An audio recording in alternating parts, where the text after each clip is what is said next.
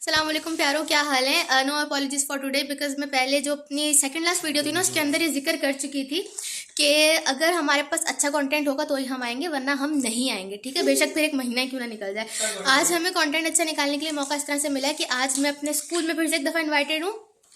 Invitation का reason ये है कि आज है वहाँ पे मदर्स डे, पर मुझे वहाँ पर मदर्स को नहीं बल्कि फ़लस्तीन को ट्रिब्यूट पेश करने के लिए, एक नज़म पढ़ने के लिए बुलाया गया। ठीक है, टेक्निकली हमें जो है ना 9 बजे वहाँ पर पहुँच जाना चाहिए था। ठीक है, 9 बजे का टाइम था, मम्मा दे के गई थी। पुप्पी मत बनो, ठीक है। तो बात ऐसी है कि असल में जो इवेंट हो रहा है ना, उस इवेंट को कोऑर्डिनेट करनी है मेरी मदर। ठीक है, लेकिन मेरे वहाँ होने का रीज़न स्पेशल ये नहीं है, मतलब कोई सोर्स वाला सीन नहीं है, मैं वैसे भी जाती हूँ सही है। लेकिन हमेशा जो है ना मुझ पर प्रेशर ऐसा सच कुछ होता नहीं। इस दफ़ा मुझ पर प्रेशर इसलिए कि ज़ाहिर है अम्मी वहाँ मौजूद हैं और उनकी पोस्ट डेजिग्नेशन ऐसी है कि मुझे ना अल्टीमेटली सबकी होप्स आ जाती हैं कि यार कुछ होने वाला है। तो पढ़ने के हिसाब से मेरे ऊपर प्रेशर इसलिए इतना नहीं है कि अभी यूनिवर्सिटी वगैरह में इवेंट्स निकाले थे तो अब एक आदत सी हो गई है, और प्लस जो हम पढ़ने वाले हैं बहुत सिंपल है। ठीक है, तो 9 से 12 का इवेंट था, 9 यहाँ बज चुके हैं। हम अपनी रीत कायम रखते हुए 15 से 20 मिनट लेट पहुँचने वाले हैं।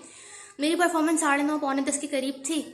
ठीक है, तो मैं आप सब लोगों को इसलिए बता रही हूँ क्योंकि हम शूज़ पहन रहे हैं, मुझे टाइम पास करना है। ठीक है, आपसे मिलते हैं हॉल जाकर। ठीक है, बहुत ठीक हो गया। फिर वहाँ से हम जाएंगे अपना हॉल पे। मैं इसको छोड़ूंगा तो मुझे अपना काम से निकलना ऑफिस, और जल्दी कर लो कॉर्पोरेट लेबर्स।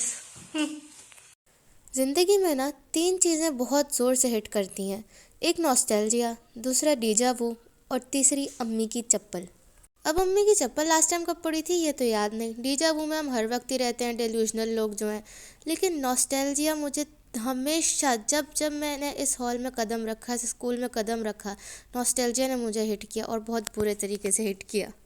क्योंकि जिस तरह से क्लास 5 में मैं स्क्रिप्ट बैठ के पढ़ा करती थी, लिरिक्स बैठ के याद किया करती थी, आज तकरीबन भी 8 से 9 साल के बाद भी मैं उसी हॉल में उसी तरह से बैठ के वो स्क्रिप्ट पढ़ रही थी। पहले अपने खुद के इवेंट्स के लिए करते थे, अब अपनी अम्मी के इवेंट्स के लिए, अपने स्कूल वालों के इवेंट्स के लिए कर रहे होते हैं।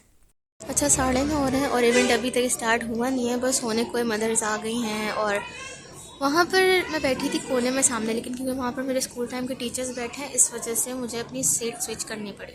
मतलब मुझे उनके साथ बैठने में कोई मसला नहीं था, पर उनके सामने ब्लॉक करते हुए आई वॉज बीइंग ऑकवर्ड।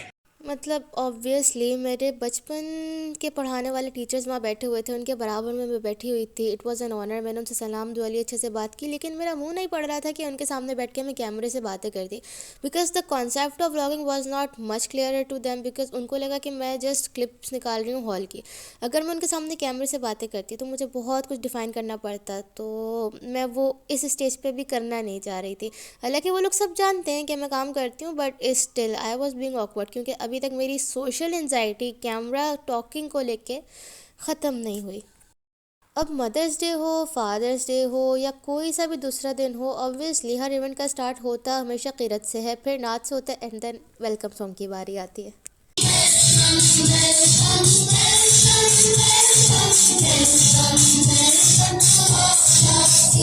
वैसे not gonna lie but this was such a cute dance. मतलब इतने छोटे से बच्चे जब स्टेज पे आके अपनी मदर्स को वेलकम कर रहे थे तो वो इतना खूबसूरत लग रहा था ना, मतलब आई डोंट थिंक सो कैमरे में वो इमोशंस हैं जो लाइव परफॉर्मेंस देखने में थे। अच्छा, मदर्स डे तो था ही, लेकिन साथ ही साथ में फ़लस्तीन को भी जिस हद तक हो सकता था ट्रिब्यूट पेश किया गया, और इतना कोई इमोशनल और ख़ूबसूरत अंदाज में किया गया था, आप खुद ही मुलाहिज़ा फरमा लें।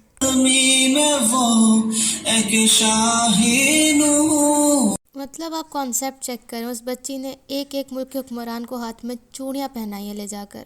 इस खूबसूरत परफॉर्मेंस से पहले हमने भी खूबसूरत परफॉर्मेंस देने की कोशिश की थी, जिसमें अनफॉर्चुनेटली मेरे पास 2 तरफ की वीडियोस आई। एक में वीडियो अच्छी थी, एक में ऑडियो अच्छी थी। तो मुझे जो मुनासिब लगी मेरे ख्याल से वो ऑडियो थी, क्योंकि इरफान भाई कहते हैं कि बेटा वीडियो क्वालिटी जैसी भी हो, अगर ऑडियो नहीं है ना तो वीडियो का मकसद फौत हो जाता है। तो कुछ हिस्सा आप भी सुन लीजिए, बाकी बाद में सुना देंगे हम। लब पे आती है दुआ बन के तमन्ना मेरी, तेरे महबूब ने जिस सिमत किए थे सजदे, हुक्म से तेरे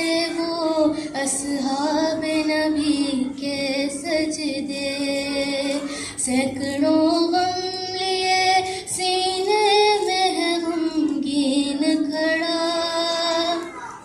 अब फकत तेरे सहारे है फलस्तीन खड़ा। स्पॉइलर मैंने दे दिया है। अब अगर आप लोग फुल कवर सुनना चाहते हैं तो मेरे इंस्टाग्राम पर रुजू करें, लिंक मैंने डिस्क्रिप्शन में दे दिया। अब आप इसको मार्केटिंग समझें या कोई ट्रिक समझें, सुनना चाहते हैं तो आ जाए, इम्प्रोवाइज्ड वर्जन है, तो मोस्ट प्रोबेबली बहुत लोग कंफ्यूज हो गए होंगे यहाँ पर।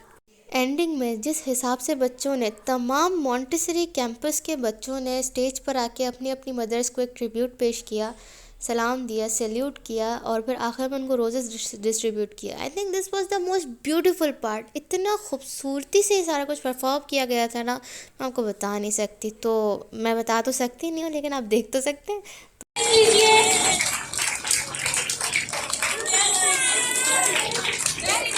अपनी सीट्स पर बैठ जाइए।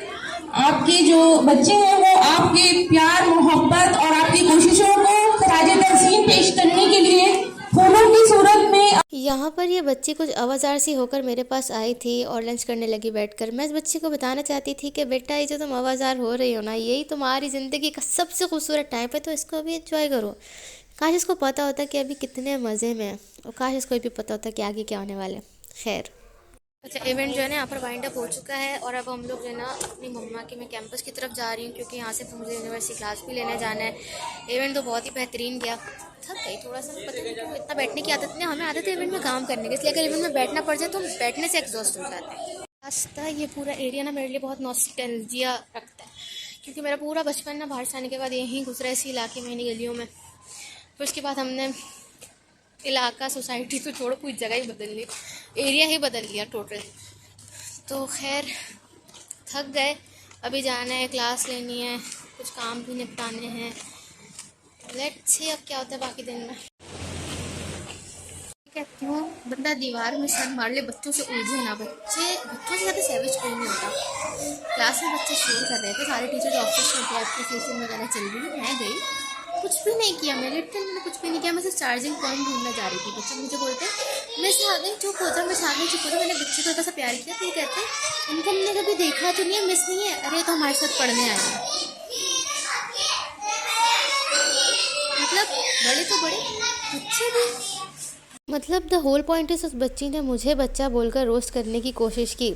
एनीवेज, अपनी ज़िंदगी तो ऐसी चल रही है, हम चला रहे हैं, लेकिन आप बेहतर जिएं, खुश रखें, खुश रहें। आपसे मिलेंगे अगली वीडियो में बहुत जल्द इंशाल्लाह। अपना ख्याल रखें, खुदा हाफिज़।